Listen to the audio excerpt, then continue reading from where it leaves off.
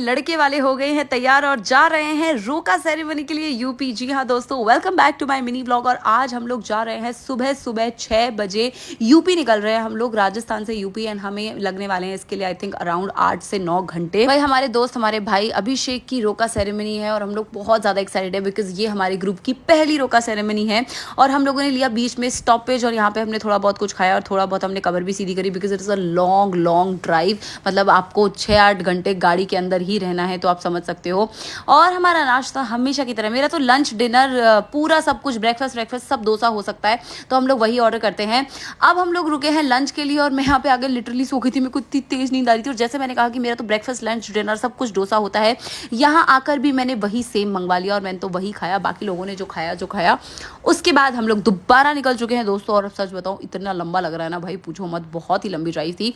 But हम लोग बहुत ही ज्यादा एक्साइटेड है कल के लिए बिकॉज कल होने वाली है रोका सेरेमनी। और गाड़ी में मेरा सोना तो कॉन्स्टेंटली चलता ही रहता है। और फाइनली हम लोग पहुंच चुके हैं हमारे होटल और अब हम लोग मिलने वाले हैं दूल्हे राजा यानी हमारे दोस्त से जिसकी रोका सेरेमनी है। और लंबा चौड़ा ट्रैवल करने के बाद अब हम लोगों में बिल्कुल भी हिम्मत नहीं थी। भी लाइक भाई अब तो हमें सुला दो प्लीज, अब तो मुझे सोने जाना है। जैसे ही रूम देखा, बेड देखा, उफ भाई मैं तो गिरने ही वाली थी कि बस अब तो मेरा हो गया।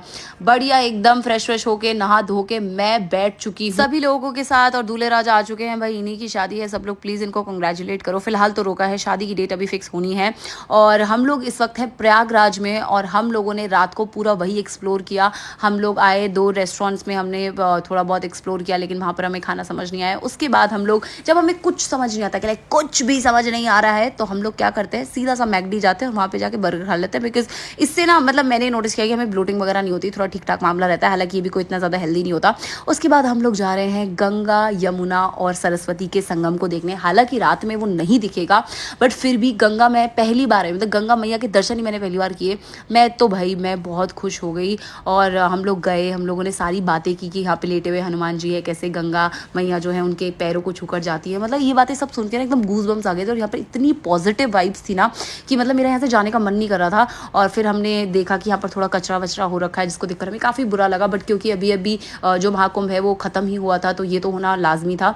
लेकिन हमने गंगा मैया को छुआ और अपने सर पे लगाया और बहुत अच्छा लगा हमें। और हम लोग काफ़ी देर तक यहाँ खड़े होकर बातें कर रहे थे मतलब कैसे गंगा और यमुना का पानी मिलता नहीं है और सरस्वती जो नदी है वो कहाँ से आती है किसी को कुछ नहीं पता। मतलब एक जो हमारा सनातन धर्म है वो कितना रिच है और कितना हमारा जो कल्चर है, इंडियन कल्चर है, वो कितना ज़्यादा फैसिनेटिंग रहता है बाहर के लोगों के लिए, हमारे खुद के लिए कितना फैसिनेटिंग है। क्योंकि कुछ चीज़ें हैं जिनका कोई जवाब नहीं है लेकिन वो बस हैं। और मुझे वैसे तो मतलब मैं रात में पानी से थोड़ा डरती हूँ, मुझे आवाज़ थोड़ी सी उसकी डरावनी लगती है। बट यहाँ पे मुझे बहुत ही पीस मिल रहा था। And with this we come to an end bye guys.